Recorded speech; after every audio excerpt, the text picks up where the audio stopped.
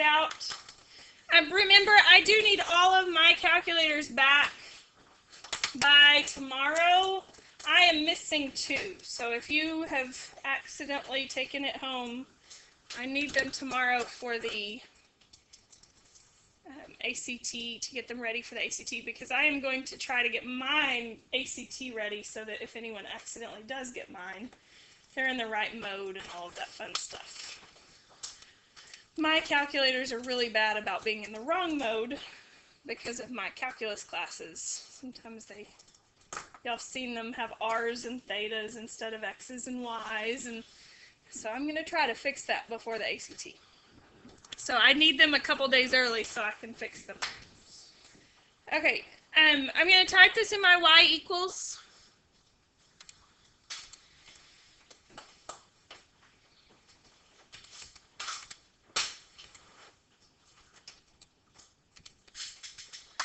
And it said graph it in a standard viewing window. So x is the third part. Yes, and then minus 3x squared minus 8.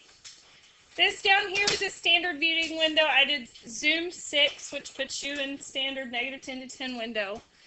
And it says, is this a complete graph? Well, is it? No. Why not? It doesn't show all the minimums.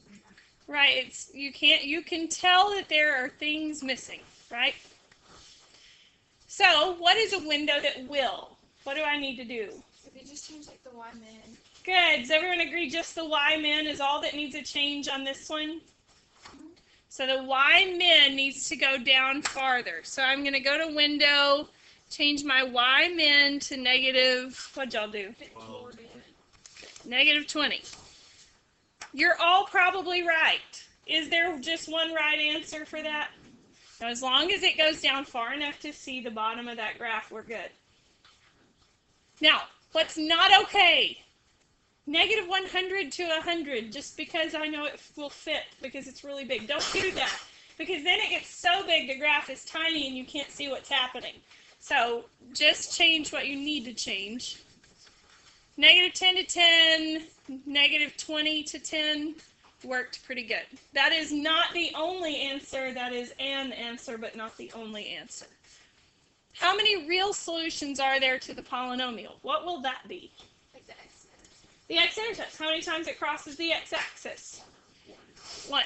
Now, a cubic has 3 real and imaginary solutions. But a real solution is actually where it crosses the x-axis. So that's only the 1.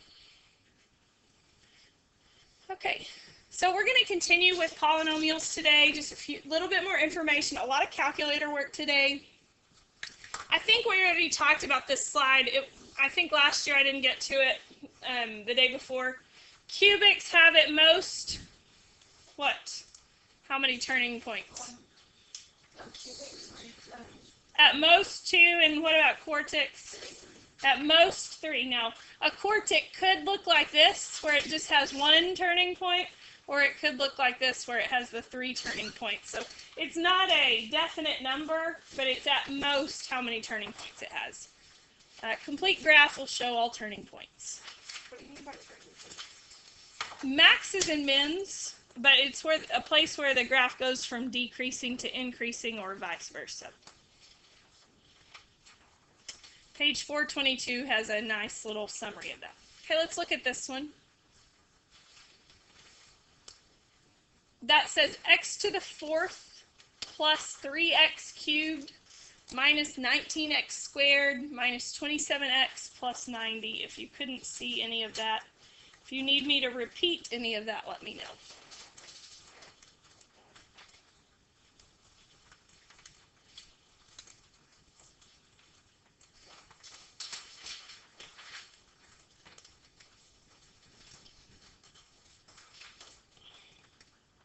It says to graph in a normal viewing window. Make sure on your homework, if it says graph, sketch the picture. It can be a quick sketch, but make sure you do sketch a little picture of it.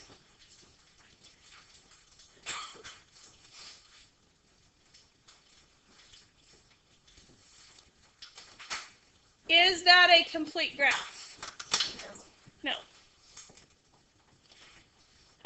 Okay, first question is, what is the maximum number of turns? What is the maximum number of turns? Since there's at most 3 turns. Is this a complete graph? No. What do I need to do to make it a complete graph? Good. Go up farther and down farther. So change the y min and change the y max. So go to the window. The y min needs to be, I don't know, what'd y'all pick? I put negative 100. Negative Which is a 100. little much, but And what about the y I max? put 130. Now, is that the first thing you tried? Yeah. Okay. Is it always going to be the first thing you tried? No. Is it okay to have to try more than once? So that's no problem with that. This window does end up working. Negative 100 and 110 were the y min and max that we chose. We left the x min and max at negative 10 and 10 because it looked like we could get all the turns in, which in fact we could. Again, there is nothing magic about these numbers. You could have different numbers and be absolutely correct as long as you can see it. On your homework, the way I'm going to know that is because it asks you to draw it. So you'll draw the picture.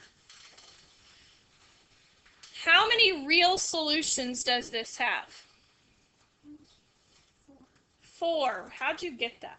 Just where it crosses that x. Good, where it crosses the x-axis, and it crosses 4 times.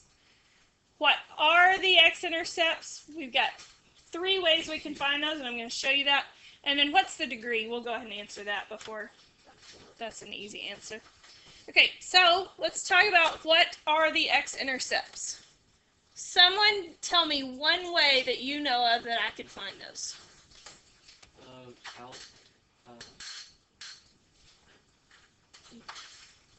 Second trace number 2, which is zeros. True. I'll show you how that button works. Everyone watch and follow along with me. So I'm going to go to number 2, which is zeros.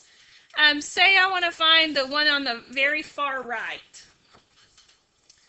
Go put your cursor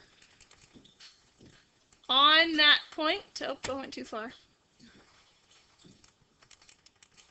You can tell where you are because it says it down at the bottom. I was way over it, like 7. Okay, from that point, you see how it says left bound question mark? Go to the left of that point and push enter. Not so far left that you get the other zeros in it though, so just right to the left of that. Right bound question mark. Your calculator is asking you questions, or it's attempting to. It wants you to give it a number to the right of the 0. And push enter one more time when it says guess, and it gives you x equals 3. So that's one of the x-intercepts. That was using the zeros button. We don't use that often, but it works great. What's another option? Just like put 0 in for y2. Good. Put 0 in y2 and find the intersections between 0 and the function. Do y'all remember doing it that way? That works great as well. So I put 0 in y2, go to graph, and go to second trace 5, and then go close to the intersection you're wanting to find. So I'm going to go to the next 0 to the left and push enter 3 times. And I get 2. But like, this is probably dumb question, but like for like the degree, like how you know, is it just like based on how it looks? The highest power. Like, but how do you know it's 4? The highest power. Look up here. Look up. Oh, okay. Just based on the highest power. So I don't have to look at the graph or anything. I can answer that from the get-go. Okay, another way, and this is a way that I've talked to you about, but it's been a while. How many of y'all remember me talking about polysmalt in the calculator, the app? It only works for polynomials, but what chapter are we on? Polynomial chapter. So that's great news. So go to apps. If you don't have this, it takes about a second to download after class. See me, I'll put it on your calculator. Go to number 3. Push enter.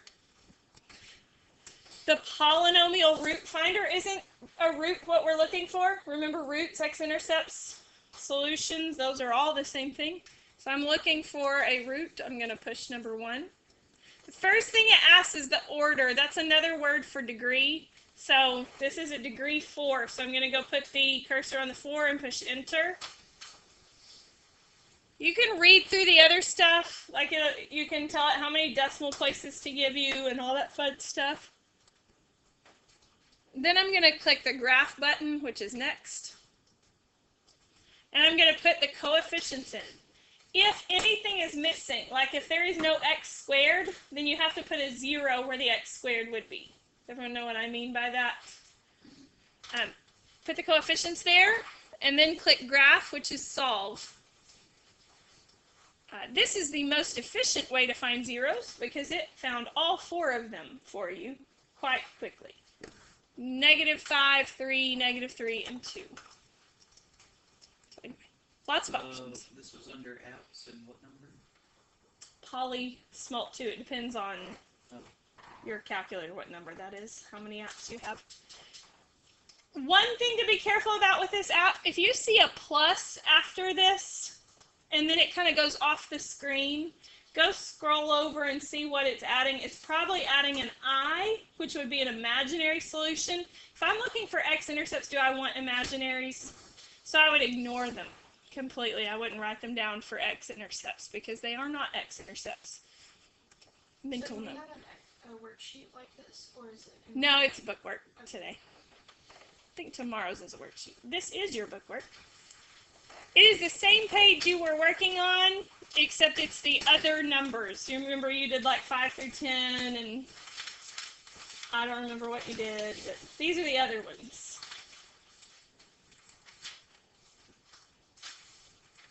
You have about 15 minutes left in class. You can mastery test, or you can work on homework. I highly recommend you working on those mastery tests if you haven't completed them yet.